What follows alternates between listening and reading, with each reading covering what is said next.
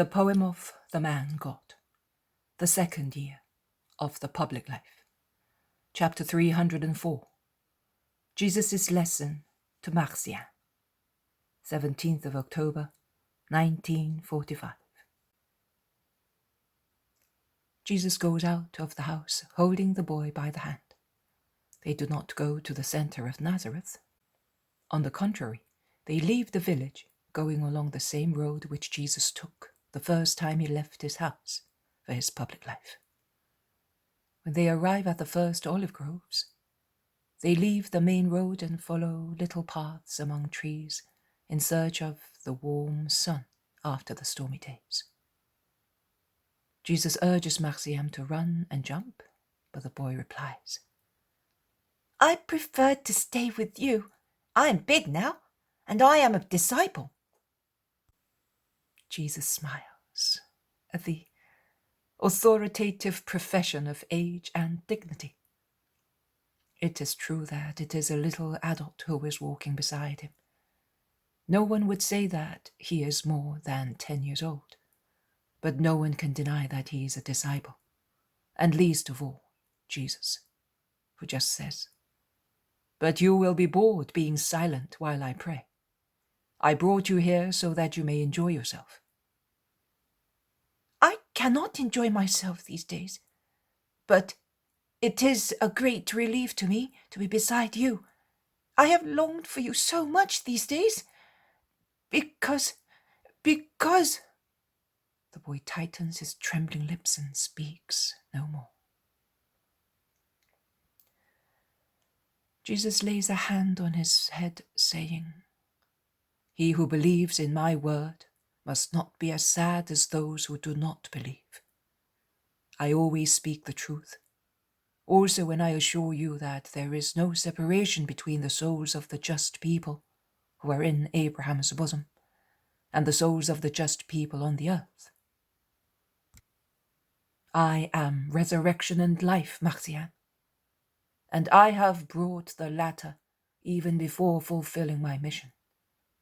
You have always told me that your parents were longing for the coming of the Messiah, and they asked God to live long enough to see him. So they believed in me. They died in that faith. Therefore, they have already been saved by it, and have risen again and are alive through it. Because my faith gives life by giving thirst for justice. Consider how many times they must have resisted temptations to be worthy of meeting the Savior." "But they died without seeing you, Lord, and they died in that manner. I saw them. You know, when they extracted all the dead people of the village from the earth. My mother, my father, my little brothers. What do I care if they said to me to comfort me, 'Your relatives are not like these. They did not suffer.' Oh, they did not suffer. So was it feathers and not rocks that fell on them? And was it air and not earth and water which suffocated them?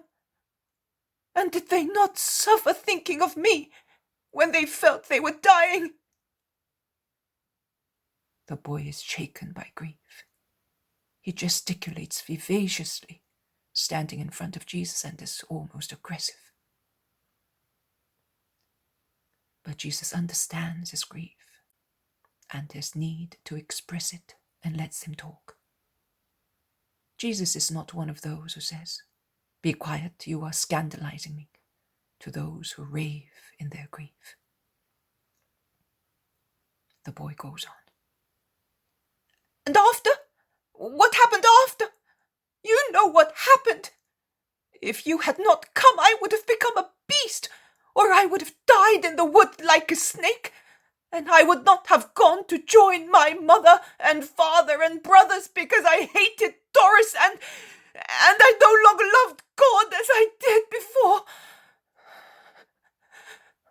When there was my mother who loved me and made me love my neighbor, I almost hated birds as they filled their crops, and had warm feathers and built their nests, while I was hungry, my clothes were torn, and I was homeless. And I, who loved birds, could chase them away, as I was seized by wrath comparing myself with them. And then I would weep, realizing that I had been bad and had deserved hell. Ah, so you repented of being bad? Yes, my lord. But how could I be good? My old father was good, but he used to say, "It will soon be all over. I am old." But I was not old.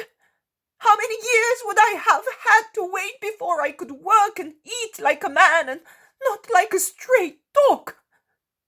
I would have become a thief if you had not come. You would not, because your mother was praying for you. You can see that I came and took you.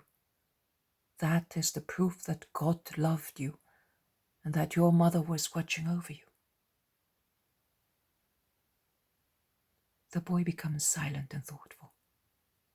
He seems to be seeking enlightenment from the ground upon which he is treading, walking beside Jesus on the short grass dried up by the north wind of the previous days. He looks up and asks, "But would it not have been a lovelier proof if he had not let my mother die?" Jesus smiles at the human logic of his young mind, and he kindly but earnestly explains. Now, Marjiam, I will make you understand the situation by means of a comparison. You told me that you like little birds, did you not? Now listen. Were little birds created to fly or to be closed in cages? To fly. Good. And what do the mothers of the little birds do to nourish them? They feed them. Yes, but with what? With seeds, flies, grubs, or crumbs of bread, or bits of fruit which they find flying about? Very well. Now listen. If in springtime you should find a nest on the ground with little ones in it, and their mother on them, what would you do? I would take it. All of it, as it is, including the mother? All of it, because it is too unpleasant to be little ones without a mother. But in Deuteronomy, it is written that one must take the little ones only, letting the mother free, as it is her mission to proliferate. But if she is a good mother, she will not go away. She will fly to her little ones. That is what my mother would have done. She would not have given me to you either, for good, because I am still a boy. Neither could she have come with me, because my brothers were younger than I am. So she would not have let me go. Very well. But listen. According to you, would you love that mother of the little birds and the little ones more if you kept the cage open so that she might come and go with suitable food? Or if you kept her in prison as well? Oh, I would love her more by letting her come and go until the little ones have grown up. And my love would be complete if I kept them, and once they have grown up, I let the mother free, because birds were created to fly. Really, to be utterly good, once the little ones have grown up, I should let them free as well, and let them fly away. It would be the best love I could have for them, and the most just. Of course, the most just, because I would do nothing but allow what God wanted for the birds to be accomplished. Very clever of you, Marjiam. You have spoken as a wise man. You will be a great teacher of your Lord, and those who listen to you will believe you, because you will speak to them as a wise man. Really, Jesus? His little face, previously worried and sad, then absorbed in thought, reserved in the effort of judging what was best, settles down and brightens for the joy of the praise. Yes, really. Now look, you have judged thus, because you are a clever boy. Now consider how God will judge, since he is perfection itself, with regard to souls and what is best for them. Souls are like birds, enclosed in the cage of bodies. The earth is the place where they are brought with their cages. But they yearn for the freedom of heaven, for the sun which is God, for the nourishment suitable to them, which is the contemplation of God. No human love, not even the holy love of a mother for her children, or of children for their mother, is so strong as to suffocate such yearning of souls to be rejoined to their origin, which is God.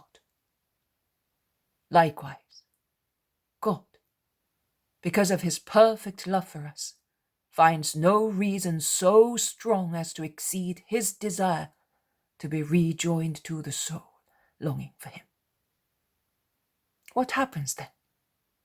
Sometimes he loves it so much that he says to it, "Come, I will free you." And he says so even if there are some children around a mother. He sees everything. He knows everything. What he does well. When he frees a soul, the limited intelligence of men may not think so, but it is true. When he frees a soul, he always does it for a greater welfare of the soul itself and its relatives. As I have already told you, he then adds to the misery of the guardian angel the ministry of the soul which he has called to himself, and which loves its relatives with a love free from human burdens, because it loves them in God. When he frees a soul, he binds himself to take its place in taking care of the survivors.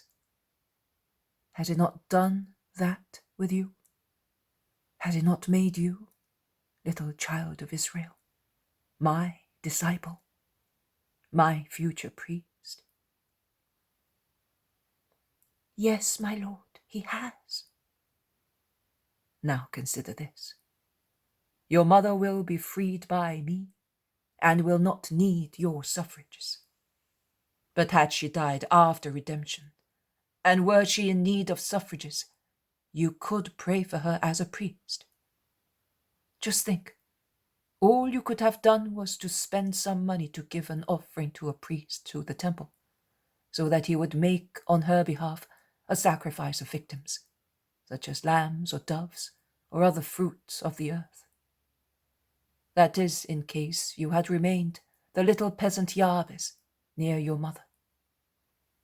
Instead, you, Marjiam, the priest of Christ, could offer directly for her the true sacrifice of the perfect victim, in whose name all forgiveness is granted. And will I no longer be able to do it? Not for your father, mother, and little brothers, but you will be able to do it for friends and disciples. Is that not beautiful? Yes, Lord. Well then, let us go back home and be cheerful once again. Yes, but I did not let you pray. I'm sorry. But we did pray. We considered the truth. We contemplated God in his bounty. All that is prayer. And you did it as a true adult. Come on now, let us sing a psalm of praise for the joy which is within us. And he begins to sing.